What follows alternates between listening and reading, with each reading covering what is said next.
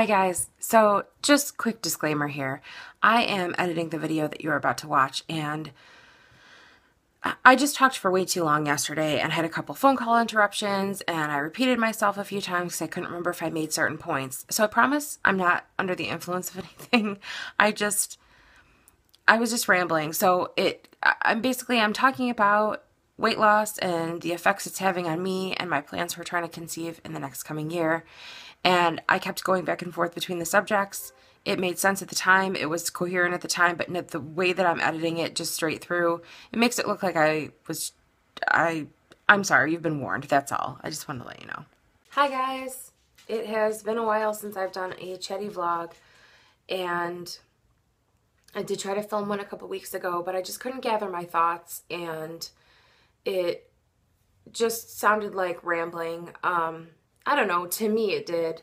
You guys probably wouldn't think so, or maybe would hear it differently, but when I went back through to edit it, it was painful to listen to myself. But I guess I just wanted you to know that I think that a lot of you might be here just for these kinds of videos, and I guess I just forget to be okay with opening up to this side of me, because I feel like it's a really unflattering side of me. You know, these things that I'm talking about, they're some of my biggest personal struggles, and it's weird to share them sometimes.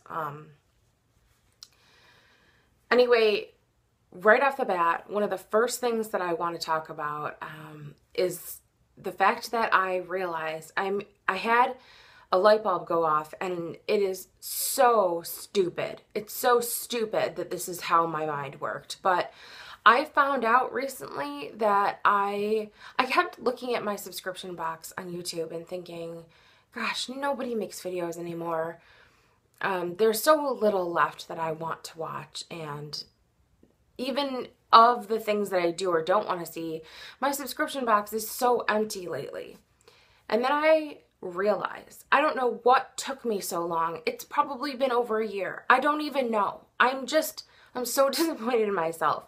I realized that most of my subscriptions were on my old channel. So I logged into it the other day and I went through the list one by one. I mean, some of you, I thought like, oh, she's a mom now, or oh, some of them have twins now, and it's like they don't make videos anymore because they're busy. No.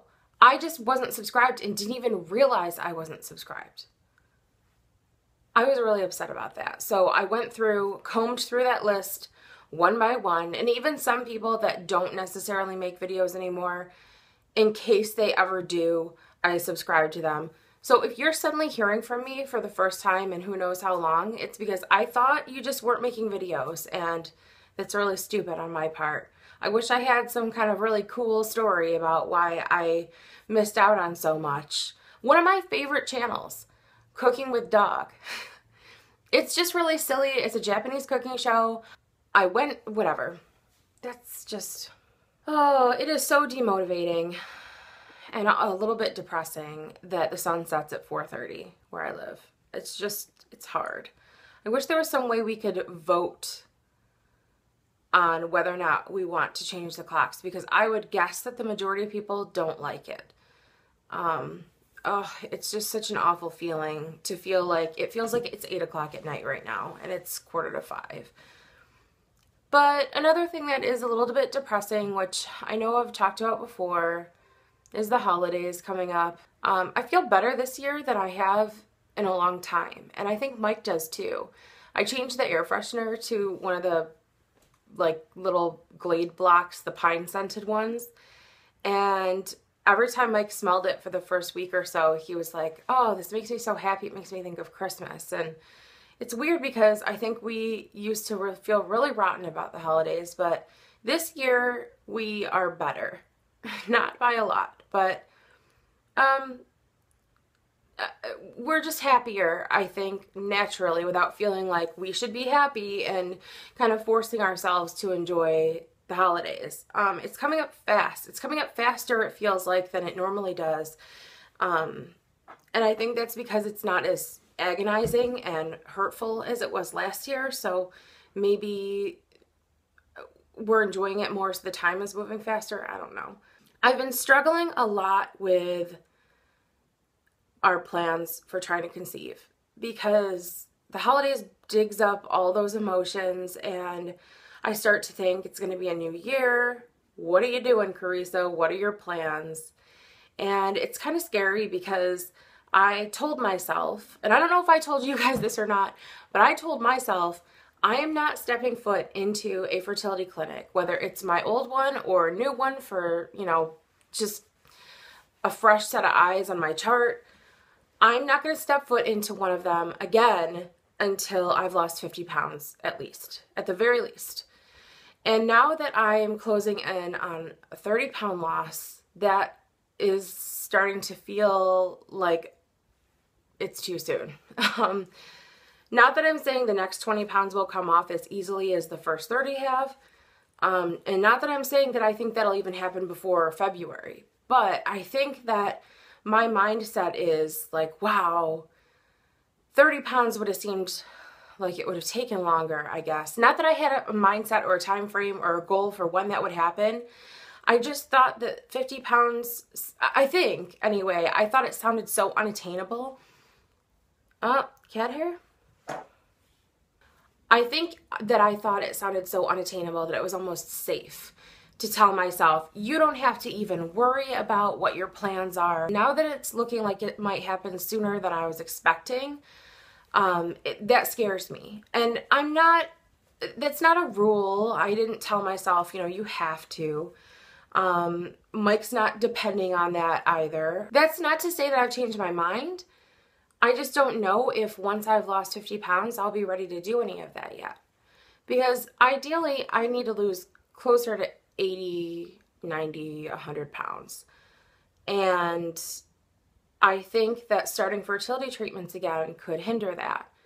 Because I become such an emotional wreck while I'm going through everything that's when my eating gets really out of control. Even if it's healthy things, I'd overeat healthy things, or I'd overeat things that are, okay to have or preferred to have, because it's just, I just am stuffing all of the emotions down and trying to silence, all the frantic, awful thoughts that I have.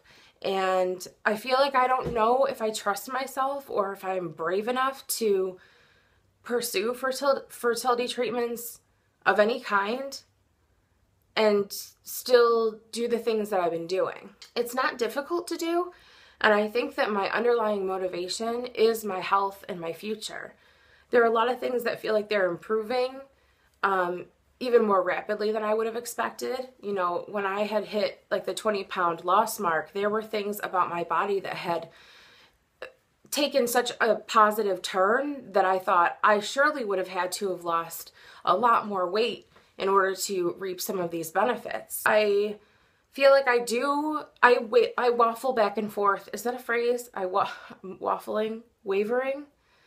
I go back and forth between not knowing if I should start planning and say, okay, I want to make an appointment for this month and just everything from now until then will be me leading up to just a new consultation or whatever. And then sometimes just the thought of that makes me feel like, oh, well, if that's the case, if I make the appointment in March, then things probably wouldn't happen till April. And then if it didn't work, my next round would probably be one of my last ones for the year. Unless I could squeeze a last one in by the holidays, would I want to do that? I feel like I can't do it. Not yet. I don't know. And unless you have had a failed IVF, you don't understand. Yes, failed fertility treatments hurt. But when you do IVF, I think that there's this sort of secret, unintentional, subconscious feeling that it's going to work. I think most people think, well, this is it. This is what works for most people. This is what usually gets you where you want to be. As far as trying on my own is concerned, I'm not really doing that. I'm not by any means preventing pregnancy, but knowing what I'm up against as far as my own body goes, I'm not expecting a miracle on this end of things. I have been tracking my cycle on an app just to gather the information so that when I do decide to start seeing a doctor again, I can let them know how regular my periods have or haven't been. And at this point, it's weird. I don't really know what I would say. I have been having cycles on my own, but the first month after I changed the way that I was eating, I skipped a period. The second month, or after 1 month, I guess you could say, I had one on my own, but it was more like spotting. And then last cycle was frightening. I almost called a doctor about it because I was so shocked by how much volume there was. I told my sister that it reminded me of the elevator scene in The Shining because I was like cleaning the bathroom one morning because I couldn't, you don't even need to know the details of that. But I'm not temping, I'm not timing intercourse, I'm not doing any of that stuff. I'm redefining my roles in my life over everything. I marvel at the fact that I had people in my life and have people in my life who can be really positive and really negative influences on me, and that I was the same for them. I think there are a lot of people who just, it's like a Pavlov's dog situation, that when people were around me, they just thought they were going to laugh a lot and eat a lot. Like a celebratory binge with Carisa. Let's have some laughs and let's have some pizza. And I guess I don't feel bad about that because I think that I created a safe place for a lot of people where they felt like they could relax and maybe let go of some of the things that they normally would or wouldn't do, but that ultimately I was hindering things in their life just because when I was with them or when I'm with certain people, I make them want to eat. And I guess it's a shocking thing to find out about yourself or to realize about yourself. I've been experiencing some hair loss. I think it's slowed a lot, but I've been kind of in limbo with my hair anyway. I've been wanting to not lighten it, but not dye it as dark as I have been. And you can't just switch to a lighter color. You have to kind of gradually phase that through. But I feel like also doing that was kind of highlighting the hair loss. I was having it kind of in the front here. I could sort of see my scalp through back a little bit. It wasn't very severe at all. And from what I understand, I haven't seen my doctor yet. I have an appointment this month, but I can talk to her.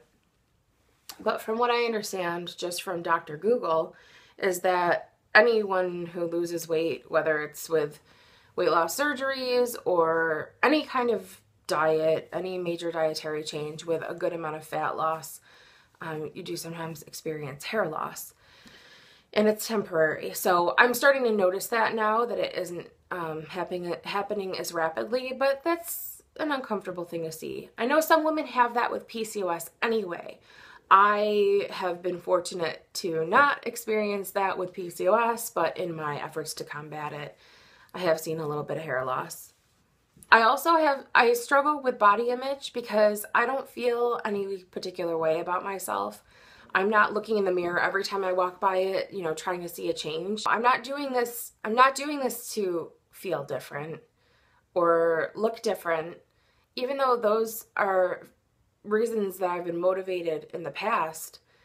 I'm doing this so that I can have a full life and a full go at the things that I want. And that, I don't know, having 3 failed IVF procedures, 2 IVFs and 1 frozen transfer, having all 3 of those fail, wow, that is a wake-up call that I have never experienced before in my life, because every other reason that I've ever felt that I wanted to change myself and change my ways apparently wasn't reason enough. So I don't know, maybe some people say that they want to make changes and they want to do things differently, and maybe you think you really have hit that point. But you haven't if it isn't just coming naturally for you, if you aren't just, I don't know, I very rarely have to fight with myself mentally to just do the right thing. And it's because I know that on the other side of all these right decisions could be my family. That could be my reward. I don't care what size jeans I wear. I don't care about any of that stuff. And I don't talk about it a lot. My husband and my sister are doing this with me, so it comes up with them, but that's my main support system for this. I don't bring it up. I don't talk about it with people. I'm not, posting on Facebook like, oh, I've lost 5 more pounds or anything. I just want to keep slowly stepping in the right direction. It's hard because we would love to take a vacation. Just a short one. It doesn't even have to be a full week. We would just love to get away for a few days. We feel like we deserve it and we've earned it. But at the same time, we feel so guilty spending the money on anything other than fertility treatments or any of the things that could come next that could require any kind of money of any kind. It just feels wrong. And, how do you make a decision like that? Because sometimes just having something like that to look forward to can make a huge difference. And who says we don't deserve to take a trip? I don't know. That's hard. And we wouldn't even be doing anything that's extravagant. But at the same time, it's like any pennies that we could possibly spend on something like that seems foolish. You can take all the vacations in the world, once you have a family, right? But if we never get one, then are we going to live a life without any of that? I don't know. I don't think a lot about all this stuff. It kind of breezes through my mind now and then, and it's a more welcome thought than it used to be. I definitely feel a lot more stable emotionally, and I'm not taking any anti-anxiety medications that I used to be on, so I think that I'm headed in the right direction on all fronts, and I feel good. I feel proud of myself. I have a long way to go on all of these things. I think personal reflection and attention to, being present in the moment and knowing that you have decisions to make and that you have things to plan for is something that I wasn't capable of before because I would just break down. So I know that things are slowly getting better, and Mike and I we're always happier than ever. It just always keeps going. We just love each other so much. We never take that for granted, ever. Never, ever. But thank you guys for being here and for caring and for listening to me and for always having something supportive to say. I just want us all to have what we want so badly that comes so easily to everyone else. I think we will. We just have to keep trying. So that is it for me for now, you guys. Thank you so much, and I'll talk to you soon.